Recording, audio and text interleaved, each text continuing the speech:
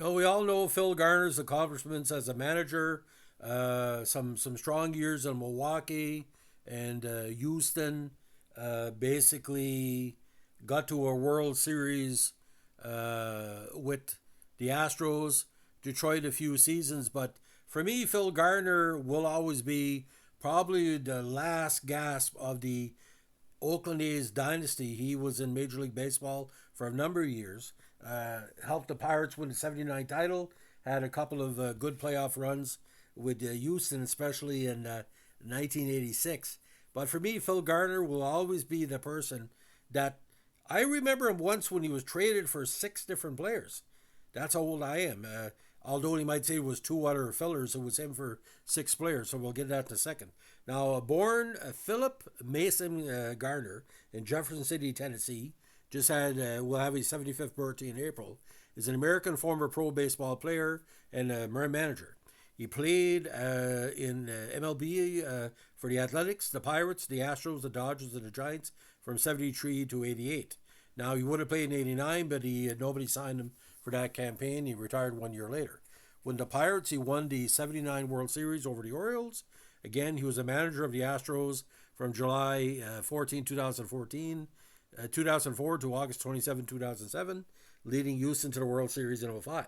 Now, originally drafted out of the University of Tennessee by the Expos in the eighth round of the 1970 Major League Baseball draft, he did not sign with the Canadian squad. 7 months later, he was a third overall pick by the Athletics in the secondary January '71 draft. Originally a third baseman when he signed with the Athletics, he was converted to a second baseman as the Athletics had perennial All-Star Sal Bendo at third. Garner won two World Series during his time in Oakland in '73 and '74, but didn't get much playing time. Spending most of his time as a bench player and in the minor leagues, he eventually had a breakout year for Oakland in '76, in which he hit 8 home runs and 74 RBIs that campaign. He was named an All-Star that year and the first of his career. He stole a career high 35 bases that campaign. Now, before the '77 season, the Athletics traded Gardner, Chris Batten, and Tommy Helms to the Pirates for Tony Armas, Rick Langford, Doug Bear, Dave Gisti, Doc Medic, and Mitchell Page. Either a salary dump or basically the felt Garner was the future of the team. And of course, within 2 seasons, they had won the World Series.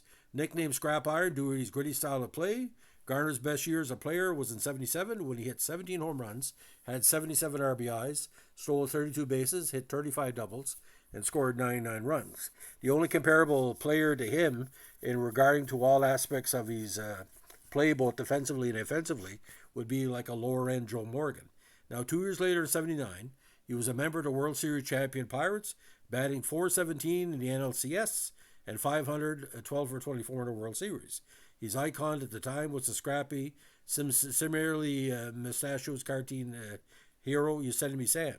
He was named an All-Star again in 1980, batting .259 while hitting 5 homers and 58 RBIs while stealing 32 bases. He was named an All-Star again for a third and final time in his career the next season, '81, though his stats declined from previous years. He hit just home run while having 26 RBIs on the year with only 10 stolen bases. Now, in a very controversial deal, on August 31st, '81, he was traded from the Pirates to the Astros for second baseman Johnny Ray and pitcher Randy Neiman. He would play with Houston until '87. He helped the Astros reach the '86 NLCS, where he lost in 6 games to the Mets, and this would be his final postseason action he would see of his career. He was traded in '87 to the Dodgers and then spent a year with the Giants in '88. He went through '89 without signing with anybody and eventually had to announce his retirement a year later in 1990. So the rough stats don't tell the whole thing. Like you're talking about a catalyst on a team where you had Madlock and Parker and Moreno, and he was every bit as good in all facets of his game. And not to say an intimidating player, but you would take a long day to try to stop this guy when he got something in his mind.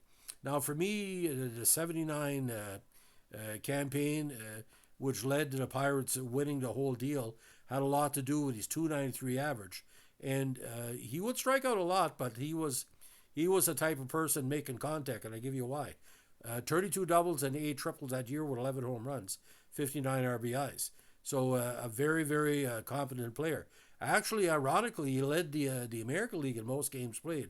in 1975 with 160, and his durability was never in question. So, ladies and gentlemen, full stats. He had 1,594 hits over 16 years, 109 home runs, 738 RBI, and a solid 260 average with 225 stolen bases. But what really stood out for me for Garner, if you're going to put anybody in a number 6 or number 7 spot for an NL team, Phil Garner would be the guy, because you would always look at the big picture when it came to the Pirates. Now, talk about the 79 Pirates. This is what people had to deal with, the toughest nails here. You had Ed Ott behind the plate, Willie Stargell, Rennie Stennett, Tim Foley, Bill Madlock, Bill Robinson, Omar Moreno, and Dave Parker, and Garner playing numerous positions as well. And John Milner played a big factor as well. So those big top 10 players, there's a reason why the Pirates had a lot of success that year. Now, for me, what I found quite interesting, him and Foley and Madlock, I would suspect that every time they stole a base, they would win a game, and every time they hit a home run, they would win a game. Between the three of them, they only had 19 home runs, but to me, they're always doing something. And what I really enjoyed about Foley is that the former Expo really found a second win in Pittsburgh, and with Garner already there, coming out of the Dynasty years with Oakland, he always, like with Phil Garner, almost like he had a chip in his shoulder. Like he wasn't given a full chance in Oakland until 75, and then from there he just opened out.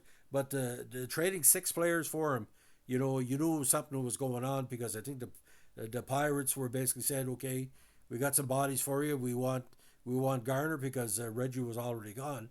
So that was the last trade chip really they had, besides Vita Blue and a few other key players. So, ladies and gentlemen, that's a story of the very talented and very underrated as a player, Phil Garner. We had someone in the response to the channel was disappointed I said Omar Moreno was underrated. Listen, ladies and gentlemen, if I say something about a player being underrated, I don't talk off the top of my head, because I've been watching the Pirates in the late 1960s. I know what's underrated and overrated. And Tim Foley was underrated, Madlock was underrated, and Omar Moreno was underrated, just like Phil Garner. You think about the Pirates, you think, oh, they're only Stargell and Parker. But like I said, those infielders, they were dangerous. The only reason Montreal never won in 79 wasn't because of Stargell and Parker.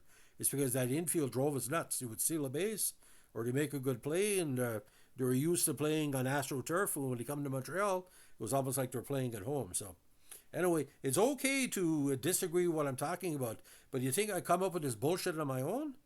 Holy fuck, man! I mean, I've written over 15,000 sports stories through the years. If you think you're better than me, why don't you start this channel?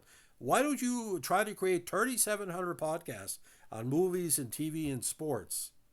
What I've seen and covered.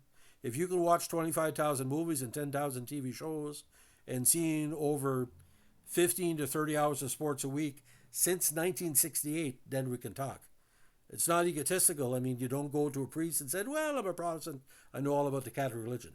Homie, don't play that. So come in, make a sensible comment. If not, you're going to be publicly humiliated. That's the way it goes. Have a good one. Bye.